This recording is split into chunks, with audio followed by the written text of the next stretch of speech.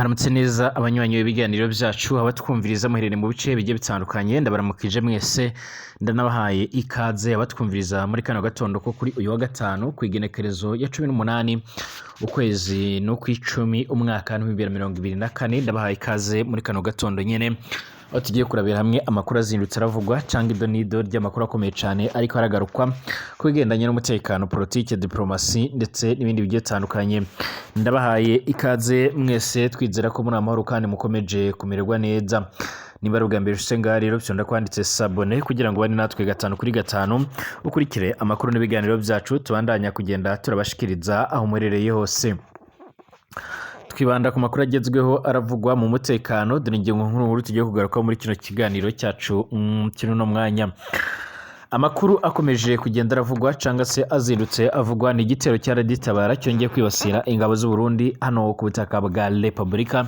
iharanira intwaro rusange ya Kongo. Ni igitero gikomakomeye cyane kuko rero kije kirakurikirana n'icyo baherutse kugabwaho ndetse by'umwihariko iki gitero bakaba bakise igitero cyo kwihorera nk'uko amakuru akomeza kugenda aradushikira canke amakuru akomeza kugenda aradusomera. Kwigerekeza 16 by'umwihariko gitugu 2024 nibwo uyu muhari wa Tabara usanzwe urarwanya ubutegetsi bw'u Burundi ugakorera mu mashamba ya Repubulika iharanira intwaro rusange ya Kongo by'umwihariko mu masaha y'ijoro ryari ryakeye by'umwihariko rishyira nyine kuri uwo wa gatatu hari kwigerekeza 16 ukwezi kw'icumi 2024 ingabo z'u Burundi zo mu itsinda rya Tafok by'umwihariko hamwe n'ingabo za Repubulika iharanira intwaro rusange ya Kongo FARDC abamayimayi n'abayifurire aribwo zogabye igitero gikaze ku nyeshamba za Tabara zirwanya ubutegetsi bw'u Burundi mu bice byo muri sector ya Itobwe agace n'umundi gasa nakibasiwe muri icyo gihe by'umwihariko cyane kazwi ku izina ya Mibunda niko koje kuraswamo ku buryo bukomakomeye cyane. Bivuga ko mu ijoro rya kera rero Tabara yongeye by'umwihariko kongera igitero karundura igitero gikomakomeye cyane ndetse bikaba byavuzwe ko cyaje guhitana abasirikare batari bake b'u Burundi abandi bagakomereka hadasizwe by'umwihariko abo muri FDLR abamayimayi ndetse n'abo muri FARDC basanzwe by'umwihariko barafatanya. Nubwo rero u Burundi bwomaze kugenda urafata ingingo ikomakomeye cyane ingingo yo gufatanya muri gahunda zigendanye no guhangana ndetse by'umwihariko no kurwana ku buryo bukomeye cyane amakuru akomeza kugenda aradushikira cange amakuru akomeza kugenda aradusumira aragaragaza ko Tabara yongeye kwihimura ku buryo bukomakomeye cyane ku buryo inzego z'u Burundi zikomeje kugenda ziratakariza by'umwihariko abasirikare benshi muri ibi bikorwa. Abangara rero abasesenguzi barahuza imirwanire y'ingabo z'u Burundi by'umwihariko n'uyu muhari wa Tabara n'ingabo za Repubulika Iharanira Intwaro Rusange ya Kongo na gahunda yazo zihaye yo gusenya umuhari wa FDLR maze bakagaragaza ko n'ubundi inshuro nyinshi bagiye baragwana cyane cyane nko ku ruhande rwa FARDC na FDLR by'umwihariko FARDC aribwo yagiye atakaza abasoda benshi kurenza FDLR. Benshi bagaragaza ko imihari igiye itandukanye isanzwe irakorera ku butaka bwa Kongo ari imihari ikomakomeye cyane ku buryo bigabanya yuko ibyo bihugu isanzwe irarwanya bishobora kuzayitsinda by'uko byiboneye. Akaba ariyo mpamvu rero by'umwihariko byagenda kose hazitabazwa ibikorwa bigendanye n'ibiganiro mu rwego rwo kugira ngo babashe kuba hoshingirwaho cyangwa se mu rwego kugira ngo babashe kuba horeberwa hamwe by'umwihariko ibikorwa bigendanye no gushyira iherezo ndetse by'umwihariko ibikorwa bigendanye no gusoza ibyo nibikorwa bigendanye no gusoza by'umwihariko ayo makimbirane akomeza kugenda yibonekeza. Niwe Tabara ivuga ko idateze by'umwihariko kuzoshyira hasi ibigwanisho cange intwaro mu gihe abatari bakeya bakomeza kugenda bagaragaza ndetse baranemeza neza yuko by'umwihariko uko byagenda kose Tabara ikomeje kugenda iragura ubufatanye ndetse n'ibikorwa bigiye bitandukanye. Turagaruka ku yandi makuru akomakomeye cyane akomeje kugenda aravugwa ngaha muri kino gihugu cacu c'u Burundi. Gervais Nderakobuca by'umwihariko ntago ari ngaha mu gihugu cacu c'u Burundi aho yitabye inama ikomakomeye cyane yaje kugendera ahuza abakuru b'ibihugu ndetse by'umwihariko n'abaza guverinoma by'umwihariko yaje kugenda ahagarariye umukuru w'igihugu Evariste Ndayishimiye nk'uko amakuru akomeza kugenda aradushikira canga amakuru akomeza kugenda aradusomera akaba yitabye inama by'umwihariko igomba guhuza abayobozi bakomakomeye cyane bahuriye mu muryango w'ubukungu wa Afurika y'Amajyepfo cyane aho bagomba kwita ku birebanye n'umutekano mu gihe igihugu cy'u Burundi gikomeje kugenda kiragorwa no kubona amahoro n'ituze n'umutekano muri rusange. muranyemerera tugaruke no kuyandi makuru akomeye cyane akomeje kugenda aravugwa hirya no hino ku isi, haba hano mu gihugu c'ababanyi c'u Rwanda, haba ku ruhande rwa Repubulika Iharanira Intwaro Rusange ya Kongo, ndetse no mu burasirazuba bwo hagati. Ku munsi w'ejo nibwo hakomeje kugenda aravugwa ibitero bikomakomeye cyane, ibitero by'akasamutwe ku muhari wa Hamas muri Gaza mu gihugu cya Palestine, aho igisirikare cya Israel IDF cyaje kugenda kigaragaza ko cyongeye kwivugana abandi basoda bakomakomeye cyangwa se abayobozi bakuru nk'uko byama biratangazwa. Ndabaramukije mwese abanywanyi b'ibiganiro byacu, waramutse cyangwa wiriwe bigendanye nawe uherereye, ndaguhaye ikaze mu makuru yacu azindutse aravugwa, mu makuru yihutirwa agendanye n'umutekano. Abatwumviriza ngakuri no mbonesha kure yacu ari nayo ya Burundi News TV, mbonesha kure imwe rudende ibandanya kubashikiriza amakuru akomeye cyane, amakuru yihuta agezweho nyine aravugwa mu bigendanye n'umutekano, politike, diplomasi ndetse n'ibindi bigiye bitandukanye. Niba ari ubwa mbere ushitse ngaha rero tuzonda kwanditse sabone kugira ngo ucaronka amakuru n'ibiganiro byacu bane natwe gatanu kuri gatanu. Abatwumviriza guturuka mu gihugu cacu ciza c'u Burundi, abatwumviriza by'umwihariko bari mu ntara zigiye zitandukanye mu makomine agiye atandukanye, ndabaramukije. Abatwumviriza by'umwihariko baherereye mu bindi bice bigiye bitandukanye mu karere k'ibiyaga binini, ku mugabane w'Uburaya, Aziya, Australia, Amerika ndetse n'ahandi hose, ndabahaye ikaze. By'umwihariko abatwumviriza nyine muherereye muri ibyo bice byose. Amakuru n'ibiganiro byacu tuyatangurire ku ruhande rw'u Burundi ndetse na Repubulika Iharanira Intwaro Rusange ya Kongo.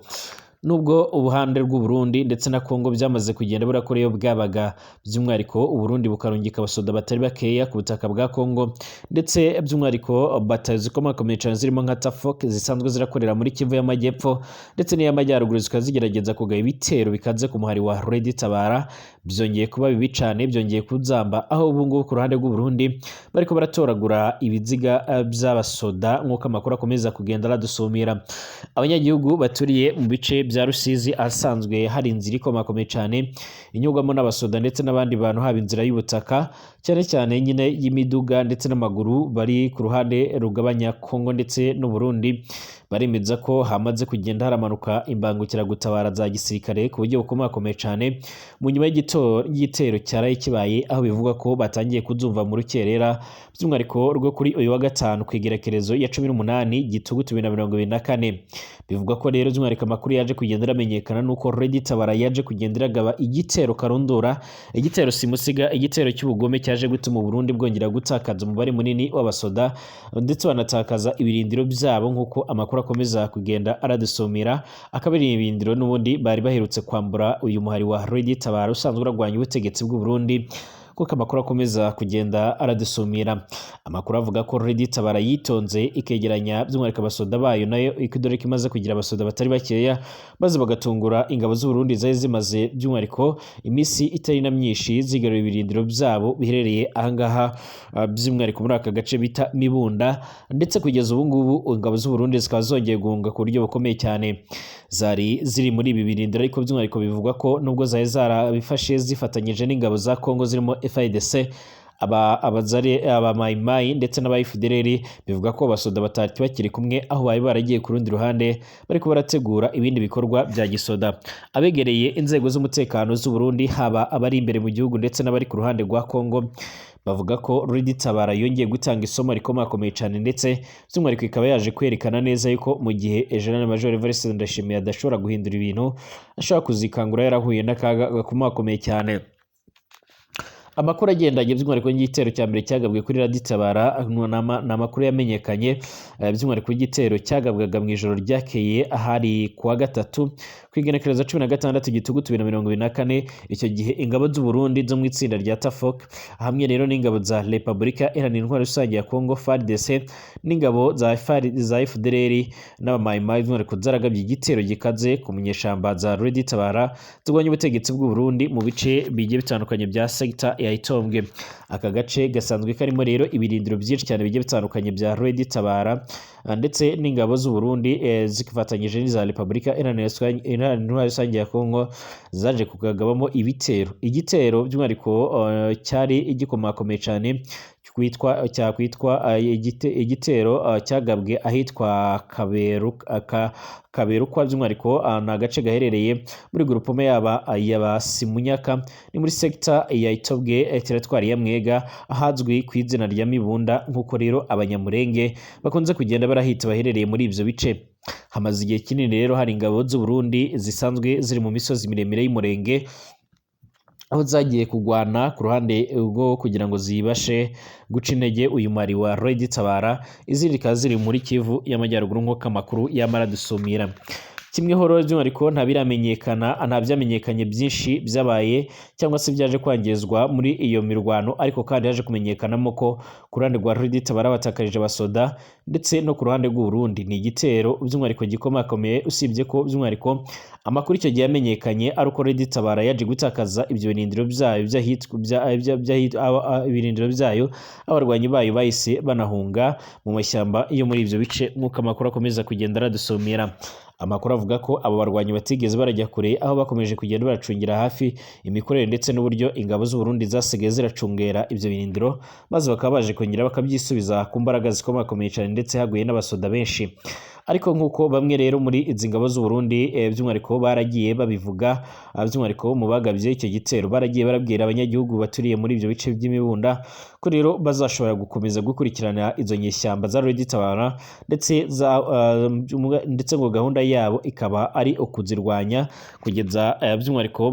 bazirimbuye zose. Iki gitero cyagabwe rero mu gihe kari agace by'umwihariko ko mu mibunda kari kamaze kugeramo rero ingabo nyinshi z'u Burundi zaje ziva i Bujumbura mu ndondo ya Bijombo ndetse na Minembwe, imyaka ikaba ibaye ishika muri 3. Ingabo za Tafoke zibarizwa mu magana ziri ku misozi miremire y'umurenge, nubwo rero atakintu kinini zigeze zirakora mu byo by'umwihariko gusenya uyu mari witwaje ibigwanisho by'umwihariko rwitwaje intwaro rwanya Burundi nka Tabara ndetse na Freni ya General Aloyizi Nyabampema n'iyindi mihari igiye itandukanye. Bavuga ko rero icyo gitero aricyo cya mbere bari bagabye kijyana muntu ku buryo cyasize imvune zikomakomeye cyane muri Tabara, ariko nayo ikaba yaje kugenda yihimura ku buryo bukomakomeye cyane. Ingabo z'u Burundi zatangiye kohereza rero ababaso ku bwinshi by'umwihariko abasoda mu mibunda nyuma y'ibitero bikomakomeye cyane byagabwe kuri izo nyeshyamba mu mpera z'ukwezi kwa 8 uyu mwaka. Ni ibitero byatumye rero uyu muhari wa Tabara wimura ibirindiro byabo byabaga byubatse by'umwihariko ku misozi, by'umwihariko ikabyimurira mu mashyamba by'umwihariko aherereye mu mibunda ndetse nka Bukafu ndetse na Rungurungu. Reka nkwibutse yuko ingabo z'u Burundi zisanzwe zirafatanya kugaba ibitero bikomakomeye cyane zifatanyije na Maimai n'ingabo za RDC FARDC ndetse n'ingabo za FDLR nk'uko amakuru aradushikira canke aradutangariza, nk'uko by'umwihariko amakuru akomeza kugenda aradushikira canke akomeza kugenda aradusumira. Kugeza abungubu rero abatari bakeya barakomeza kugenda bagaragaza ko by'umwihariko batoye impungenge n'indi mirwano ishobora kwaduka, aho uruhande rw'u Burundi narwo rushobora kongera kuza kugaba ibitero nk'uko amakuru akomeza kugenda aradushikira. General Prime Niyongabo asanzwe ari umugaba mukuru w'igisoda cy'u Burundi by'umwihariko yaratangaje ko umuhari wa Tabara ari umwe mu mihari y'iterabwoba u Burundi bukaba bwarawushyize ku mihari y'iterabwoba irwanya ubutegetsi bw'u Burundi, ndetse bakakomeza kugenda barasaba yuko by'umwihariko uyu muhari worwanywa byanze bikunze ndetse ukaba waca intege muri rusange. Tabara yakomeje kugenda irakora agashya mu kugaba ibitero bigiye bitandukanye, ndetse by'umwihariko ikaba yarakomeje kugenda igaragaza ko ibihe byose by'umwihariko u Burundi buzaba butari bwoshyira mu ngiro cyangwa se ngo bushyire mu bikorwa ibyo bariko barasabwa, by'umwihariko bizagorana ndetse bizakomeza no gufata indi ntera muri gahunda zigendanye no gukomeza kugaba ibitero muri icyo gice nk'uko amakuru akomeza kugenda aradusomera. Si ubwa mbere si n'ubwa kabiri Tabara igaba ibitero by'umwihariko ku ngabo z'Abarundi, dore ko ijya inafata ingingo yo kwerekeza muri kino gice by'umwihariko imbere mu gihugu cy'u Burundi ikagaba ibitero bikomakomeye cyane. Nubwo rero by'umwihariko abatari bakeya bakomeza kugenda bagaragaza ko Tabara isanzwe ifise abantu bayifasha,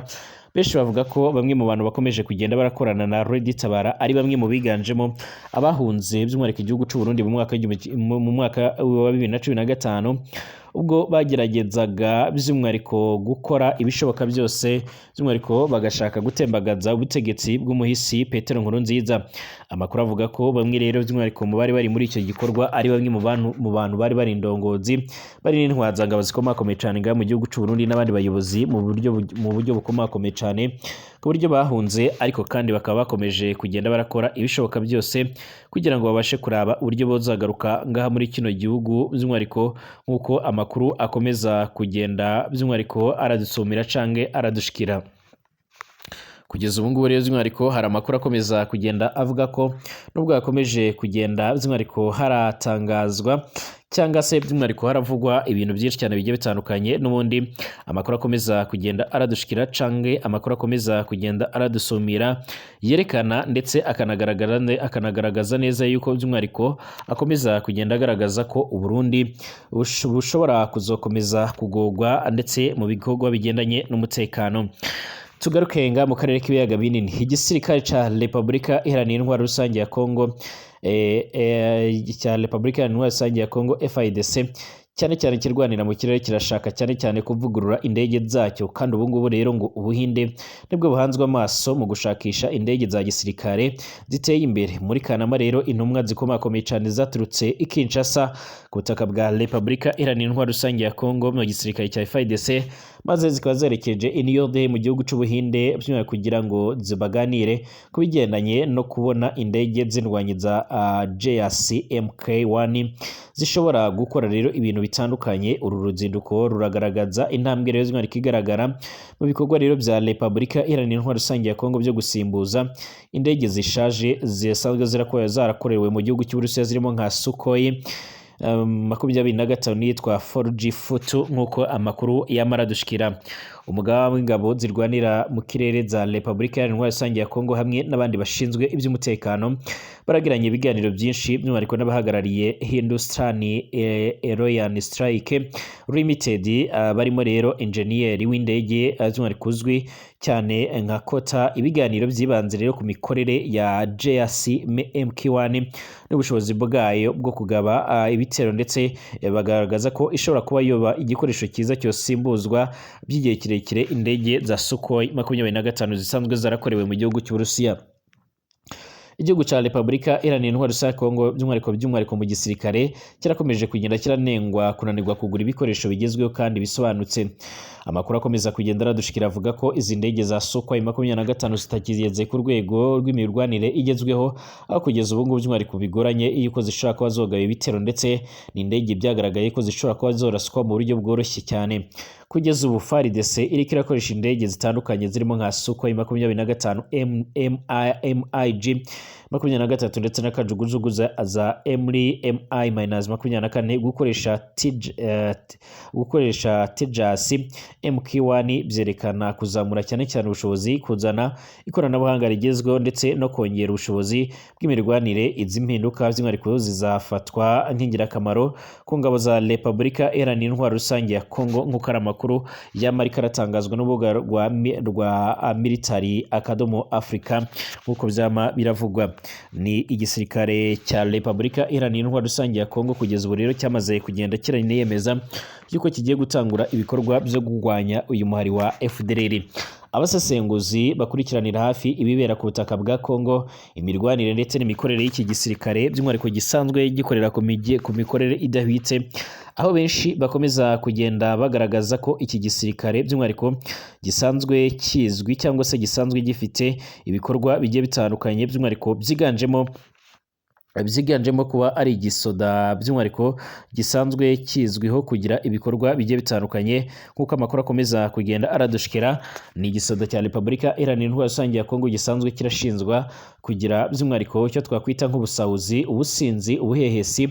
by'umwihariko kikaba kidafise morale, kitagira n'ubunyamwuga. Akaba ari igisoda gisanzwe by'umwihariko kiravugwaho ibintu byinshi cyane bigiye bitandukanye. Abakurikiranira hafi ibibera ku butaka bwa Repubulika Iharanira Intwaro Rusange ya Kongo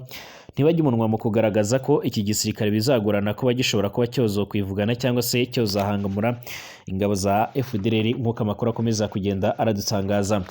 FDLR by'umwihariko rero nayo ubwayo bivuga ko yihagazeho ku butaka bwa Kongo ku buryo abasesenguzi benshi bongeye kugaragaza ko operation ihuriyeho ku ruhande rw'u Rwanda n'ingabo za RDF ndetse by'umwihariko na FIDC ari ishobora kuba yotanga umusaruro. Benshi by'umwihariko bagaragaza ko intege nkeya by'umwihariko za FIDC zidashobora kurwanya umwari wa FDLR, abandi bakanagaragaza ko by'umwihariko ubunyamwuga bucya bw'icyo gisoda ndetse no kuba basanzwe ari abantu bakoranye ndetse hari ingabo nyinshi zinjizwe mu gisoda cya FIDC zivuye muri FDLR, abandi bakaba baragiye babyarana,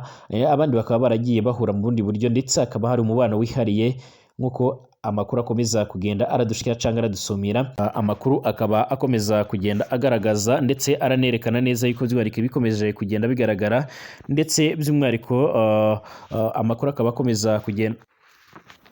kugeza ubu ngubu rero abasesanguzi n'abandi bakurikiranira hafi bikomeza kugenda biragaragara, bakomeza kugenda barashimangira ko hongeye kugaragara operation ihuriweho n'ibihugu byombi ari ishobora kuzatanga umusaruro kurenza uburyo by'umwihariko iyo operation ishobora kuzokorwa n'uruhande rumwe rwa FIDC. Hari bamwe bagaragaza ko by'umwihariko akazi ka General Major Peter Chirimwami Nkuba hasanzwe ari guverineri w'intara Kivu y'Amajyaruguru kagiye gutangirira ahangaha ndetse gushika ubu ngubu abatari bakeya bakaba bakomeza kugenda bagaragara ndetse baranagaragaza neza yuko by'umwihariko aribwo by'umwihariko hagiye kugaragara yuko uyu mugabo ashobora kuzofata ingingo yuko aba FDL bashobora kurungikwa mu gihugu cy'u Burundi. Ndabashimiye abanywanyi b'ibiganiro byacu, dusore mu masaha ari imbere turabira hamwe ibindi bigezweho.